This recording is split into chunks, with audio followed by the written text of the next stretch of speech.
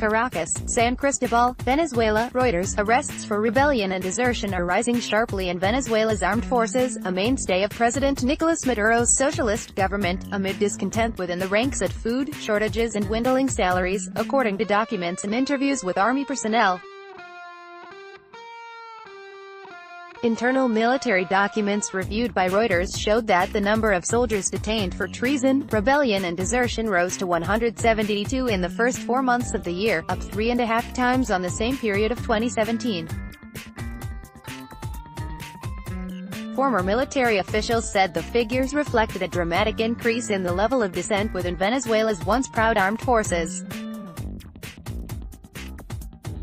In the whole of 2017, a total of 196 soldiers were arrested on similar charges, according to the same documents.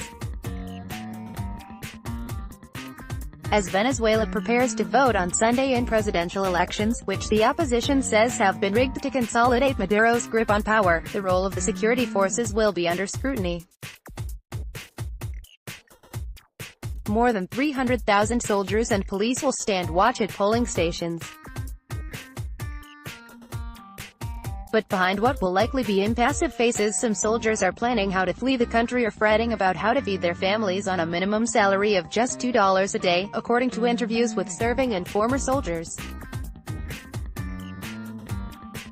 "It's so demoralizing to open the fridge and see it empty of meat, fish, chicken, ham, cheese and other basics," said a 42-year-old National Guard sergeant major with more than 20 years of service, asking for his name not to be used.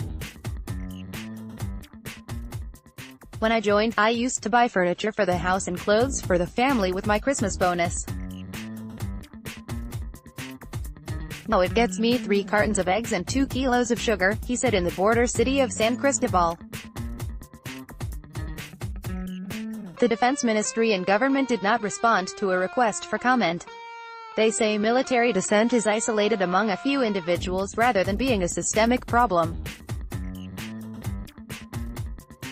First line of defense during months of opposition protests last year, National Guard members were Maduro's first line of defense against protesters, firing tear gas and rubber bullets as rocks and Molotov cocktails were hurled toward them.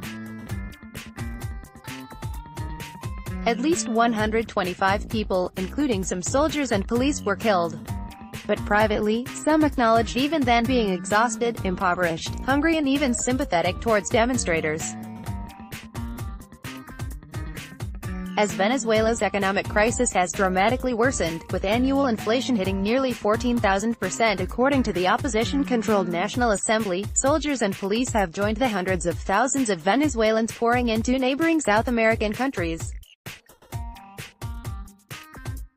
Gerson Medina, a 36-year-old policeman from the border state of Táchira, said he left for Peru last year after political differences with his superiors.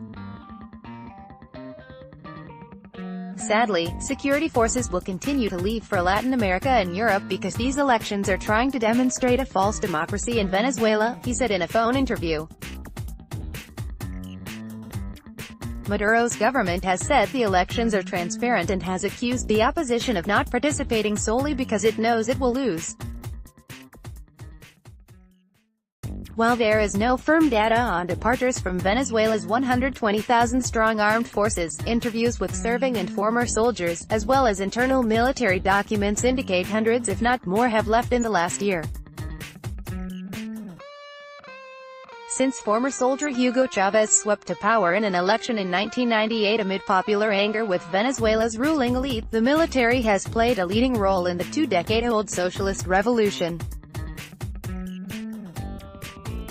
Under his successor Maduro, senior military officers have assumed prominent and lucrative roles running several ministries as well as state oil company PDVSA and a state food distribution program. In public, the military top brass is standing by Maduro and ignoring appeals from the opposition to intervene to prevent what they say is a consolidation of dictatorship. Soldiers stand in formation before the start of a ceremony to kick off the distribution of security forces and voting materials to be used in the upcoming presidential elections, at Fort Tiuna military base in Caracas, Venezuela, May 15, 2018. Pictures taken on May 15, 2018. Reuters, Carlos Jessa. However, Maduro's government refers frequently to foiled coup plots against it, and it has quelled some small but high-profile rebellions within the security forces.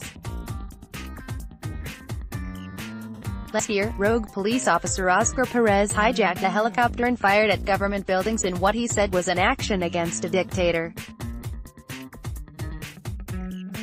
Perez was hunted down and killed by Venezuelan forces in January.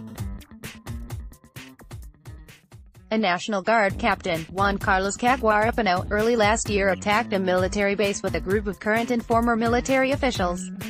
He was captured soon after. The same thing is happening in the barracks as is happening in the slums. People are going hungry, they are suffering an overwhelming crisis, said Henri Falcon, a former soldier who has bucked the broad opposition boycott, and is Maduro's primary opponent in the election. Maduro, expected to win on Sunday, has said that he is the victim of an armed insurrection by U.S.-backed opponents seeking to gain control of the OPEC country's oil wealth. Military ouster in August, U.S. President Donald Trump threatened military intervention in Venezuela, a move that would likely prove unpopular with neighboring governments in a region wary of American intervention. However, in February, then U.S. Secretary of State Rex Tillerson suggested the Venezuelan military might decide to oust Maduro. Whether he meant to or not, Tillerson was signaling U.S. pre-acceptance of a military coup to remove Maduro, said a former senior CIA official speaking on condition of anonymity. Some of the biggest, U.S.-supported, actions were not done by people we hired and trained for the task. They were done by fence-sitters who, once they saw we would approve, made their move, the official said.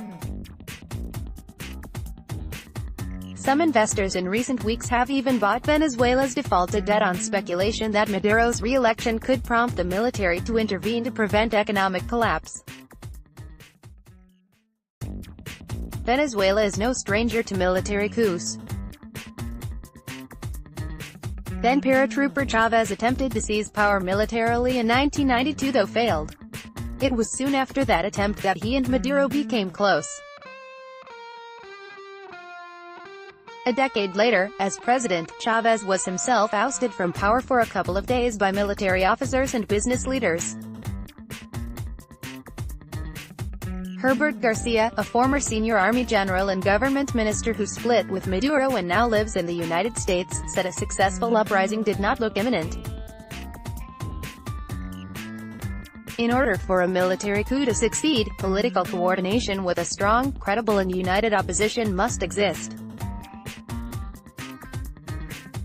It doesn't, he told Reuters, referring to the country's fragmented political opposition.